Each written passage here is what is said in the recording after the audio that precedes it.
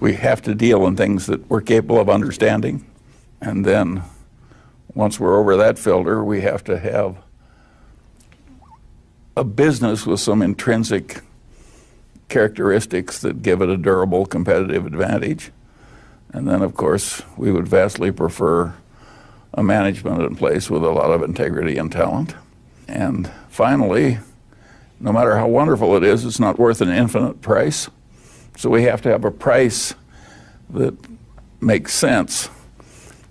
That's a very simple set of ideas. For many, many months, we were buying as much Coca-Cola as we could buy, roughly a third of the volume trading, every day for months. We were very aggressive in buying into Coca-Cola. You break one of the cardinal rules of investment, diversification. I mean, everybody's told, don't put all your eggs in one basket, spread them as widely as possible.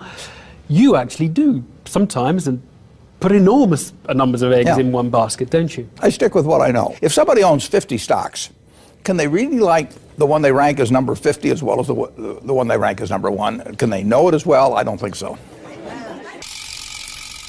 More smart people have gone broke through leverage than through any other activity. A smart person can't go broke unless they use leverage. I mean, as one of my friends says, if you're smart, you don't need it, and if you're dumb, you got no business using it. So it just doesn't make sense.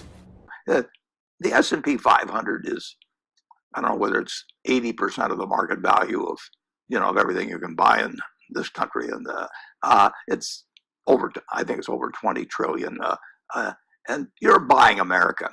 And let me give you a figure that'll blow your mind, I think. I bought my first stock when I was 11 years old. It was the first quarter of 1942, shortly after Pearl Harbor. I spent $114.75. Three shares, $114.75. If I put that 114 into the S&P 500 at that time and reinvested the dividends, think of a figure as to what it would be worth today. Oh man! Well, it's okay. But I just want your audience to think for a second. Okay. The answer is about $400,000. So if I, as a little kid, had taken that 114 bucks I'd saved on shoveling snow or whatever I'd done, $400,000 today, one person's lifetime. That's America. I mean, that isn't me. It is the huge tailwind the American economy gives to any equity investor. Now, the market's gone down many times during that time. People have panicked during that time. Headlines have been terrible. It looked like we were losing the war when we first bought it. But America is a powerful economic machine that since 1776 has worked, and it's going to keep working. Now, you don't want to buy to hold for a year. You don't want to buy with the idea that you could sell it in 2 years or 3 years, necessarily make money. You could lose money that way. But if you buy it for 10, 20, just keep buying the S&P 500 index and forget about all the other nonsense that's being sold to you, because I'll guarantee you one thing about the stuff being sold to you: it will carry bigger fees than what I'm talking about. Yes. Yeah. And there's no reason to think that we don't know if it's 400,000, but that same sort of process or returns won't happen starting right now. The S&P 500 companies have earned well over 10% on equity, often 15% annually for years and years and years and years. They've done it with Democratic administrations, with Republican administrations. Now, you get money compounding at that kind of rate underlying your investment, and you get a diversified group of that. I mean, you're going to do well.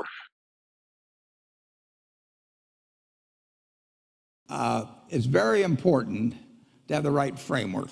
You need to have an approach to investing that's sound. And Graham's approach is simple, but some people adopt to it, and which I did immediately, and most people don't.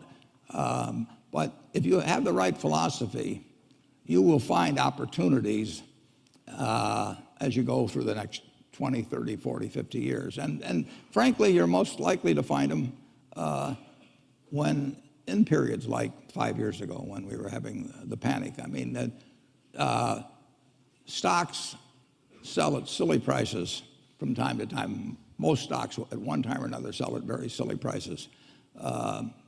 And it doesn't take a high IQ to figure out that they're cheap, but it does take a temperament that's willing to step up and actually act. I tell people, if they're going in the investment business, if you got 160 IQ, sell 30 points to somebody else because you won't need it. I mean, I mean, I figured out very early, you don't have to be that smart in this business, which is fortunate, but you do have to have the right temperament. And you have to be able to ignore what other people are saying and simply look at the facts and decide, is this stock which is selling at X worth 2X? And occasionally you'll find things like that. And when you don't find them, you don't do anything. So that's my generalized stock tip, no names. The most important thing is to be able to define which ones you can come to an intelligent decision on and which ones are beyond your capacity to evaluate. You don't have to be right about thousands and thousands and thousands of companies. You only have to be right about a couple. I met Bill Gates on July 5th, 1991. We were out in Seattle, and Bill said, "You've got to have a computer." And I said, "Why?" And he said, "Well," he said, "you can do your income tax on it." I said, "I don't have any income. Berkshire doesn't pay a dividend." He said, "Well, you can keep track of your portfolio." And I said, "I only have one stock." I said, I mean, and he says, "It's going to change everything." And I said, "Well, will it change whether people chew gum?" And he said, "Well, probably not." And I said, "Well, will it change what kind of gum they chew?" And not. And I said, "Well, then I'll stick to chewing gum and you stick to computers, you know." I don't have to understand all kinds of business. There's all kinds of business I don't understand. But there's thousands of opportunities there. I did understand the Bank of America, you know, and I'll be able. I'm able to do that. I'm able to understand some given percentage. But Ted Williams wrote a book called The Science of Hitting, and in The Science of Hitting, he's got a diagram, shows him at the plate, and he's got the strike zone divided into 77 squares, each the size of a baseball. And he says, if I only swing at pitches in my sweet zone, which he shows there, and he has what his batting average would be, which is 400. If he had to swing at low outside pitches, but still in the strike zone, his average would be 230. He said the most important thing in hitting is waiting for the right pitch. Now, he was at a disadvantage because if the count was 0-2 or 1-2 or so on, even if that ball was down where he was only going to bat 230, he had to swing at it. In investing, there's no called strikes. People can throw Microsoft at me and, you know, you name it, any stock, General Motors, and I don't have to swing. And nobody's going to call me out on called strikes. I only get a strike called if I swing at a pitch and miss. So I can wait there and look at thousands of companies day after day, and only when I see something I understand and when I like the price at which it's selling, then if I swing, if I hit it, fine. If I miss it, it's a strike. But it's an enormously advantageous game. And it's a terrible mistake to think you have to have an opinion on everything. You only have to have an opinion on a few things. In fact, I've told students, if when they got out of school, they got a punch card with 20 punches on it, and that's all the investment decisions they got to make in their entire life, they would get very rich because they would think very hard about each one. And you don't need 20 right decisions to get very rich. You know, 4 or 5 will probably do it over time. So I don't worry too much about the things I don't understand. If you understand some of these businesses that are coming along and can spot things on, if you can spot on Amazon, for example, I mean, it's a tremendous accomplishment what Jeff Bezos has done. And I tip my hat to him. He's a wonderful businessman. He's a good guy, too. But could I have anticipated that he would be the success and 10 others wouldn't be? I'm not good enough to do that. But fortunately, I don't have to. You know, I don't have to form an opinion on Amazon. And I did form an opinion on the Bank of America, and I formed an opinion on Coca-Cola. I mean, Coca-Cola's been around since 1886. There's 1.8 billion 8-ounce servings of Coca-Cola products sold every day. Now, if you take 1 penny and get 1 penny extra, that's $18 million a day. And 18 million times 365 is 7 billion, 3 less 730 billion, or $6,570,000,000. So annually, $6,570,000,000 from one penny. Do you think Coca-Cola is worth a penny more than, Joe's Cola?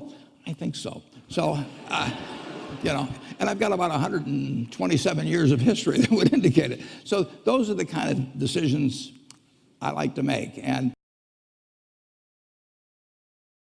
Warren, what do you consider the most important quality for an investment manager? It's a temperamental quality, not an intellectual quality. You don't need tons of IQ in this business. I mean, you have to have enough IQ to get from here to downtown Omaha, but you do not have to be able to play three-dimensional chess or be in the top leagues in terms of bridge playing or something of the sort. You need a stable personality. You need a temperament that neither derives great pleasure from being with the crowd or against the crowd. Because this is not a business where you take polls, it's a business where you think. And Ben Graham would say that you're not right or wrong because 1,000 people agree with you. And you're not right or wrong because 1,000 people disagree with you. You're right because your facts and your reason.